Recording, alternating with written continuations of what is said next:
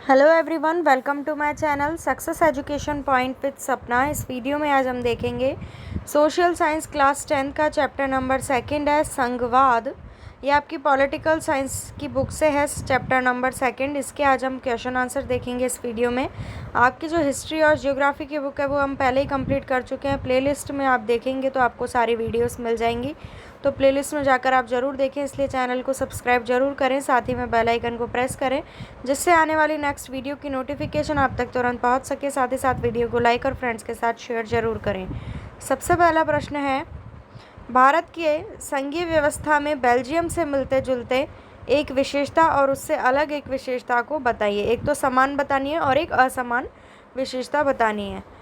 भारत की संघीय व्यवस्था में बेल्जियम से मिलते जुलती एक विशेषता यह है कि दोनों में राज्य सरकार केंद्रीय सरकार के अधीन नहीं होती है, तथा अलग विशेषता यह है कि भारत में केंद्रीय सरकार में मंत्रियों की संख्या बेल्जियम की तरह भाषाई समुदायों के आधार पर निर्धारित नहीं की गई है।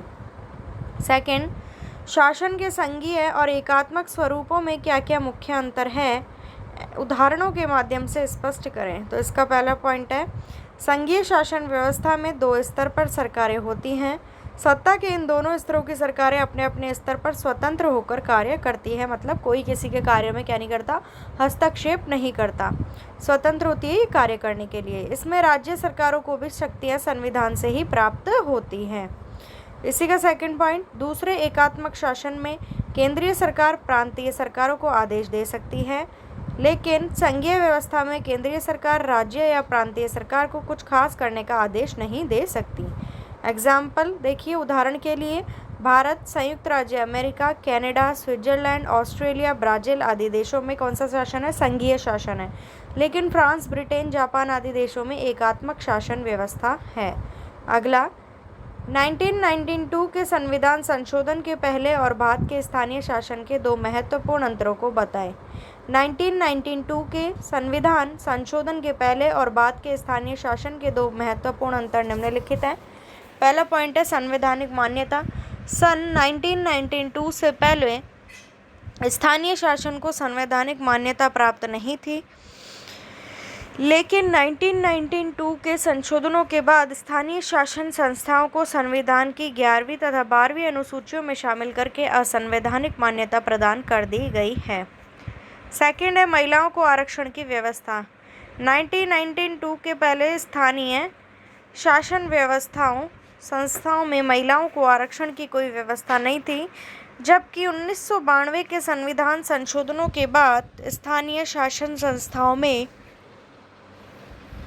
महिलाओं को 33% आरक्षण की व्यवस्था की गई है। रिक्त स्थान भरें।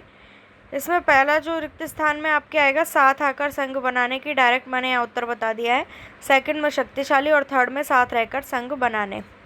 फिफ्थ, भारत की भाषा नीति पर नीचे 3 प्रतिक्रियाएं दी गई हैं। इनमें से आप जिसे ठीक समझते हैं उसके पक्ष में तर्क और उदाहरण दें। तो संगीता कह रही है, प्रमुख भाषाओं को समाहित करने की नीति ने राष्ट्रीय एकता को मजबूत किया है। अरमान ने कहा,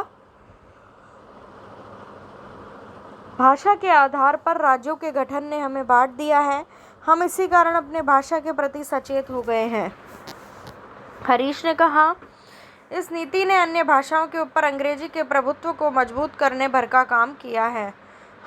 उत्तर है इसका, संगीता की इस प्रतिक्रिया से सहमत है कि भारत की प्रमुख भाषाओं को समाहित करने की भाषा नीति ने राष्ट्रीय एकता को मजबूत किया है। एक व्यक्ति कन्नड़ और भारतीय, बंगाली और भारतीय, तमिल और भारतीय और गुजराती और भारतीय जैसी 2-2 पहचानों से आसानी से जीता है। भाषावार राज्यों के गठन ने भारत को 14-15 राज्यों में विभाजित होने से बचा लिया है। स्पष्ट है कि भारत की भाषा नीति ने सभी भाषाओं को आदर व सम्मान दिया है, जिससे राष्ट्रीय एकता मजबूत हुई है। अगला, संघीय सरकार की एक विशिष्टता है। पहला, राष्ट्रीय सरकार अपने कुछ अधिकार प्रांतीय सरकारों को देती है। अधिकार विधायिका, कार्यपालिका और न्यायपालिका के बीच बंट जाते हैं। निर्वाचित पदाधिकारी ही सरकार में सर्वोच्च ताकत का उपयोग करते हैं। सरकार की शक्ति शासन के विभिन्न स्तरों में बंट जाती है। तो इसमें फोर्थ वाला ऑप्शन करेक्ट है, घ। नेक्स्ट क्वेश्चन, भारतीय संविधान की विभिन्न सूचियों में दर्ज कुछ विषय यहाँ दिए गए हैं। इन्हें नीचे दी गई तालिका में संघ सूची, राज्य सूची और समवर्ती सूची वाले समूह में लिखें। तो यहाँ पर कुछ अलग अलग विषय दिए गए हैं। आपको बताना है कि संघ सूची, राज्य सूची और समवर्ती सूची के इनमें से कौन कौन से विषय हैं। तो इसमें रक्षा, पुलिस, कृषि, शिक्षा, बैंकिंग, वन, संचार, व्यापार व विवाह ये विषय हैं। अब देखिए, जो संघ सूची में विषय आते हैं वो 3 आते हैं, रक्षा, बैंकिंग और संचार। राज्य सूची में पुलिस, कृषि, व्यापार। समवर्ती सूची में शिक्षा, वन और विवाह का जो विभाग है ये जो है आते हैं। 8वां, नीचे भारत में शासन के विभिन्न स्तरों और उनके कानून बनाने के अधिकार क्षेत्र के जोड़े दिए गए हैं। इनमें से कौन सा जोड़ा सही मेल खाने वाला नहीं है। तो इसका उत्तर है घ। नेक्स्ट, सूची फर्स्ट और सूची सेकंड में अपने मेल ढूंढे और नीचे दिए गए कोड के आधार पर सही उत्तर चुने। तो इसका आंसर हो जाएगा गा, अ, स, द, ब। 10th है, इन बयानों पर गौर करें। पहला, संघीय व्यवस्था में संघ और प्रांतीय सरकारों के अधिकार स्पष्ट रूप से तय होते हैं। दूसरा,